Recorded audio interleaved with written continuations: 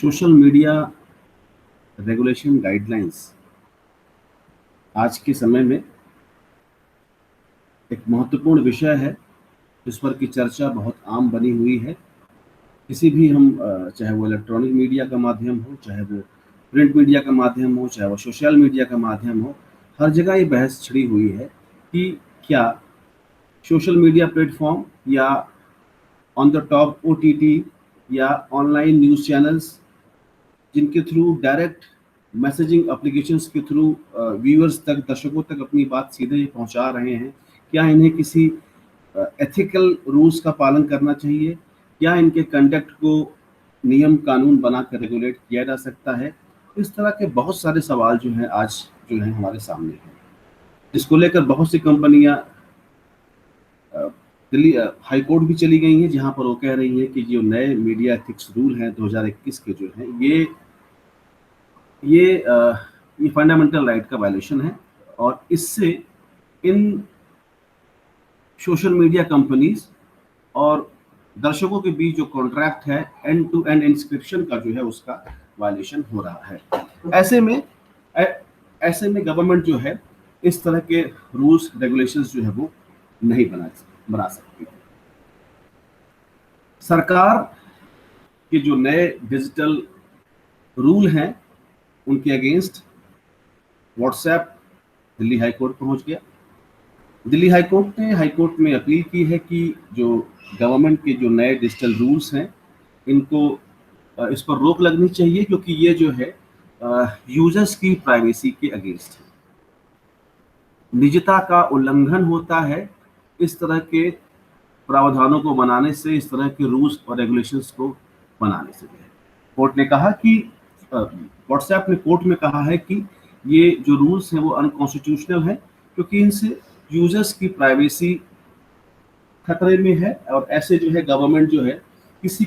के भी डेटा को जो है वो जो कि इनक्रिप्टेड है उसको जो है वो डेटा जो है हमसे वो मांग सकती है, और ये नियम ऐसा कहते हैं। इस रूल्स के मुताबिक जो है कंपनियों को किसी भी पोस्ट के बारे में ये बताना पड़ेगा, अगर उससे गवर्नमेंट पूछती है कि इस पोस्ट को सबसे पहले किसने किया था, यानी कि इस पोस्ट का ओरिजिनेटर कौन था, जो है वो गवर्नमेंट को या गवर्नमेंट की एजेंसीज को बताना पड़ेगा। व्हाट्सएप का कहना है कि व्हाट्सएप और उसके यूजर्स के बीच यानी कि एक एंड टू एंड इंस्क्रिप्शन का एक कमिटमेंट होता है, जिसके थ्रू जो है व्हाट्सएप जो है अपने यूजर्स के मैसेजेस को नहीं पढ़ता है। ऐसे में गवर्नमेंट के ये रूल्स हैं, इससे यूजर्स की प्राइवेसी के फंडामेंटल राइट है उसका वायलेशन होगा। जो ऐसे में जो है हम गवर्नमेंट को ये डेटा नहीं दे सकते। साथ ही साथ व्हाट्सएप ने ये भी कहा कि चूंकि प्लेटफॉर्म हमारा जो है एंड टू एंड इनक्रिप्टेड है, और ऐसे में अगर हमसे गवर्नमेंट जानकारी मांगती है, रिसीवर और सेंडर के बारे में हमसे पूछती है, तो ऐसे में हमें उस इंक्रिप्शन को ब्रेक करना होगा, और ये हमारी यूजर प्राइवेसी के अगेंस्ट है। अब तक जबकि हिंदुस्तान में व्हाट्सएप के जो हैं लगभग 54 से 55 करोड़ जो हैं उसके यूजर्स हैं। ऐसे में व्हाट्सएप क्या इन सरकारी नियमों को मानेगी या नहीं, एक सवाल हमारे सामने ये भी है। सरकार की तरफ से इन गाइडलाइंस में जो है इंटरमीडिएरी गाइडलाइंस बनाई गई है, और इन गाइडलाइंस के अकॉर्डिंगली जो है जिन सोशल मीडिया प्लेटफॉर्म्स के 50 लाख से ज़्यादा यूज़र हैं, जिन सोशल मीडिया प्लेटफॉर्म्स के 50 लाख से ज़्यादा यूज़र्स हैं, उन्हें 3 पर्सन्स का अपॉइंटमेंट जो है करना होगा, और वो तीनों पर्सन जो है वो इंडियन ओरिजिन के होंगे। नंबर एक चीफ कंप्लायंस ऑफिसर होगा, दूसरा नोडल कॉन्टैक्ट पर्सन होगा, और तीसरा रेजिडेंट ग्रीवेंस ऑफिसर होगा, जो है जिन्हें की जिम्मेदारी होगी कि सोशल मीडिया प्लेटफॉर्म के कॉन्टेस्ट में अगर किसी इंडियन ओरिजिन के व्यक्ति को या भारतीय नागरिक को कोई समस्या, कोई दिक्कत होती है, तो वो इनके थ्रू जो है वो कंप्लायंस उसको मिल सके, उसका रिडर्सल जो है उसे इंडिया में ही मिल सके, ना कि ये यूएस बेस्ड कंपनीज हैं जो हैं इसके रिड्रेसल के लिए उसको वहां जाना पड़ेगा। तो ऐसे में जो है इस तरह के कंप्लायंसेस ऑफिसर्स का अपॉइंटमेंट जो है, इस तरह के नोडल ऑफिसर्स का अपॉइंटमेंट जो है, या इस तरह के जो ग्रेवेंस ऑफिसर्स का अपॉइंटमेंट जो है, ये जो है इस रूल का ही पार्ट है। जो फरवरी में बने ये रूल थे, फरवरी 2021, और 3 महीने का सरकार ने समय दिया था। 25 मई को ये समय सीमा जो है खत्म हो गई। क्या है ये IT rules? In IT rules से क्या बदलाव आने वाला है, या गवर्नमेंट इन आईटी रूल्स को क्यों लेकर आ रही है, क्या पीछे इसकी मंशा है, गवर्नमेंट सरकार की क्या मंशा है, सरकार क्यों जो है मीडिया हाउसेस को रेगुलेट करना चाह रही है। उससे पहले मैं सेक्शन 79 को मेंशन करना चाहूंगा कि इंफॉर्मेशन टेक्नोलॉजी एक्ट का सेक्शन 79 है, जो कहता है कि देश की सुरक्षा, अखंडता और सामाजिक सद्भाव के लिए अगर कोई कंटेंट सही नहीं है, ऐसे में जो है जब भी गवर्नमेंट जो है इस तरह के प्लेटफॉर्म से कोई भी इंफॉर्मेशन मांगेगी, तो इन प्लेटफॉर्म को विद इन रीजनेबल टाइम जो है वो इंफॉर्मेशन देनी पड़ेगी, और साथ ही साथ इस तरह के कंटेंट को 36 आवर्स में अपने प्लेटफॉर्म से हटाना। यानी कि सीधा सीधा एक तरह से ये मैंडेटेड है जो है कि आप जो है इस तरह से जो है किसी भी इंफॉर्मेशन को जो कि देश की अखंडता, संप्रभुता और सोशल सिक्योरिटी के अगेंस्ट है, जो है उस तरह की इंफॉर्मेशन को आप जो है यहाँ पर नहीं दे सकते। नए आईटी रूल्स 25 मई तक का, जिसमें 25 मई तक का समय दिया गया था, जो नए आईटी रूल्स जो कि 26 मई से लागू हो गए। IT rules 2021, information technologies, intermediary guidelines and digital media ethics code rules 2021। एक नजरिए से हम इन रूल्स को समझने की कोशिश करते हैं कि सरकार का मुख्य उद्देश्य क्या था इन रूल्स को लाने का। जो इन आईटी रूल्स, इस आईटी रूल्स 2021 के accordingly Facebook, YouTube, WhatsApp, Twitter, Koo, ShareChat या इस तरह के जितने भी सोशल मीडिया प्लेटफॉर्म्स हैं, या on the top OTT platforms हैं, ऑनलाइन न्यूज प्लेटफॉर्म्स हैं, ये रूल्स सबके लिए लागू होते हैं। इन रूल्स के अकॉर्डिंगली जो सोशल मीडिया के जो सामान्य उपयोगकर्ता हैं, यानी जैसे कि हम और आप, जो जनरल यूजर्स हैं, जो है इसमें इन्हें बहुत मजबूत बनाया गया है, इनको बहुत सशक्त बनाया गया है, क्योंकि इनकी शिकायतों के निवारण का समाधान जो है इन प्लेटफॉर्म्स को करना होगा, ऐसा कुछ इन आईटी रूल्स में बताया गया। वो ऐसा कौन सा मैकेनिज्म है जिसको इन आईटी रूल्स के थ्रू गवर्नमेंट लेकर आना चाह रही है और इन मीडिया प्लेटफॉर्म्स को रेगुलेट करना चाह रही है। तो आईटी रूल्स 2020 में जो मुख्य बातें हैं, मैं आपको उन्हें बताता हूं। नंबर 1 कि इस तरह के सभी मीडिया प्लेटफॉर्म्स को एक चीफ कंप्लायंस ऑफिसर की नियुक्ति करनी होगी, जिसको आप मुख्य अनुपालन अधिकारी कहते हैं, जिसका काम ये होगा, पहली बात तो वो भारत का नागरिक होगा, और दूसरी बात कि आईटी एक्ट और आईटी रूल्स 2021 में जो प्रोविजंस बताए गए हैं इन मीडिया प्लेटफॉर्म्स को रेगुलेट करने के, उसका कंप्लायंस देना पड़ेगा कि हाँ, हम इन रूल्स को अपने यहाँ फॉलो कर रहे हैं। दूसरा, भारत की लॉ इन्फोर्सिंग एजेंसीज के साथ 24/7 कोऑर्डिनेशन बनाए रखने के लिए एक नोडल ऑफिसर को अपॉइंट करना होगा, जो कि भारत का नागरिक होगा। तीसरा कि एक रिड्रेसल सिस्टम बनाना होगा। अगर कोई भी शिकायत पहुंचती है इन सोशल मीडिया प्लेटफॉर्म्स पर किसी एक आम नागरिक की,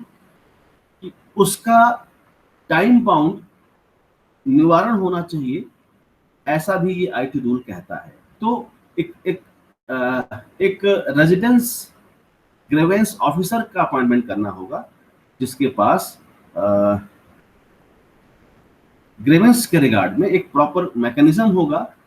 और जिसके अकॉर्डिंगली वो काम करेगा। साथ ही साथ चौथी बात की एक मंथली कंप्लायंस रिपोर्ट निकालनी होगी इन्हें, इन कंपनीज को, इन मीडिया प्लेटफॉर्म्स को एक मंथली कंप्लायंस रिपोर्ट निकालनी होगी, जिसमें ये बताएंगे कि इस महीने इन्हें कितनी शिकायतें मिली थी, इन शिकायतों पर इन्होंने क्या क्या कार्रवाई की थी, और जितनी भी सोशल मीडिया इंटरमीडियरीज हैं जो हैं, इन्होंने किस तरह से इन ऑफेंसिव कंटेंट्स को जो है अपने प्लेटफॉर्म से हटाया है, वो कौन कौन से कंटेंट जिन्हें इन्होंने अपने प्लेटफॉर्म से हटाया है, उसकी भी जानकारी इनको अपने उस मंथली कंप्लायंस रिपोर्ट में देनी पड़ेगी। साथ ही साथ primarily in messaging media platforms को अगर गवर्नमेंट इंफॉर्मेशन मांगती है, अगर गवर्नमेंट इंफॉर्मेशन मांगती है कि इस तरह की सोशल मीडिया प्लेटफॉर्म से कोई सूचना ऐसी है जो कि security of the state, integrity of the India, social structure of the country या friendly relations with other states, other countries, अगर आपके इस कंटेंट पर होने वाली पोस्ट से इन चीजों पर अगर फर्क पड़ रहा है, या गवर्नमेंट के बनाए जो रूल्स हैं उसके अकॉर्डिंगली जो है, अगर आपके इन प्लेटफॉर्म्स पर पढ़ने वाले कंटेंट उसके लिए अगर इस तरह के कंटेंट अगर जिम्मेदार हैं, तो गवर्नमेंट के पूछने पर आपको बताना पड़ेगा जो है कि ये कंटेंट जो है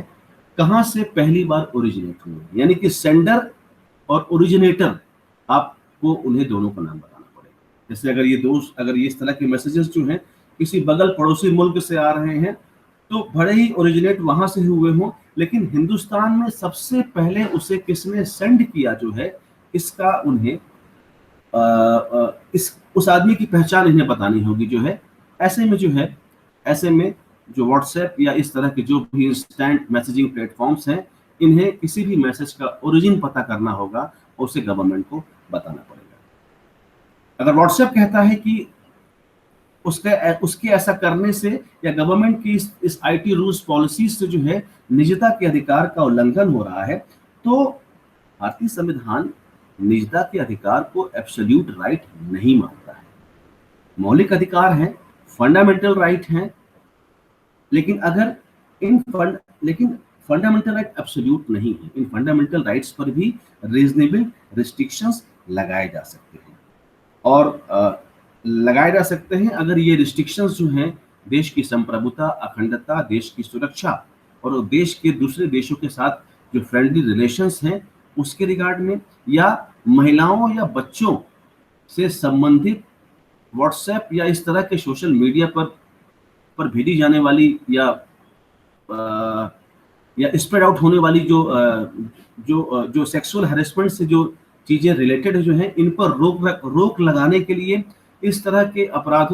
इनसे होने वाले अपराधों पर रोक लगाने के लिए इस तरह के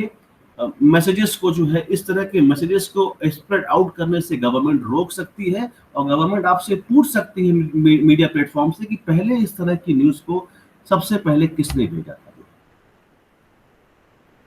साथ ही साथ जो है इन मीडिया प्लेटफॉर्म्स को जो है अपनी वेबसाइट पर और अपने मोबाइल ऐप पर जो है भारत में अपने ऑफिस का एड्रेस बताना होगा जो है। साथ ही साथ जो है अगर कोई स्वैच्छिक रूप से इन अपने इन प्लेटफॉर्म, अपने मीडिया अकाउंट्स का जो वेरिफिकेशन कराना चाहता है, तो ऐसे वेरिफिकेशन के लिए उसे एक प्रॉपर मैकेनिज्म देना होगा और एक वेरीफाइंग साइन देना होगा उन पर्सन्स को जो कि इन मीडिया प्लेटफॉर्म से मांग रहे हैं। साथ ही साथ अगर इस तरह के सोशल मीडिया प्लेटफॉर्म्स ने अपने हिसाब से किसी जानकारी को अपने प्लेटफॉर्म से हटा दिया है या उस जानकारी तक लोगों की पहुंच को रोक दिया है, तो ऐसे में जिसने भी उसे सबसे पहले शेयर किया था उसे ये प्लेटफॉर्म्स बताएंगे कि किस वजह से आपकी इंफॉर्मेशन को हटाया गया है या रोक दिया गया है, ताकि ऐसे लोगों के अगेंस्ट कार्रवाई करने में गवर्नमेंट को आसानी रहे। साथ ही साथ जो है ये प्रोविजन इसलिए भी रखा गया है कि जो जो जो यूजर्स इसके हैं, इन प्लेटफॉर्म्स के जो यूजर हैं और प्लेटफॉर्म की गई इस तरह की कार्रवाइयों का विरोध करने के लिए उनके पास भी जो है प्रॉपर रीजन होना चाहिए, प्रॉपर ग्राउंड होना चाहिए कि मेरी इंफॉर्मेशन ऐसी कुछ भी नहीं थी जिससे कि जो restricted ground article 19 sub clause 2 में बताए गए हैं उससे किसी चीज का वायलेशन हो रहा है। और इस तरह के मीडिया प्लेटफॉर्म्स ने अगर मेरी इंफॉर्मेशन को ब्रेक किया है या मेरी पहुंच को वहां पर रोका है जो है, तो इसका वो जवाब हमें उन्हें देना पड़ेगा। फिर अगली बात कि अगर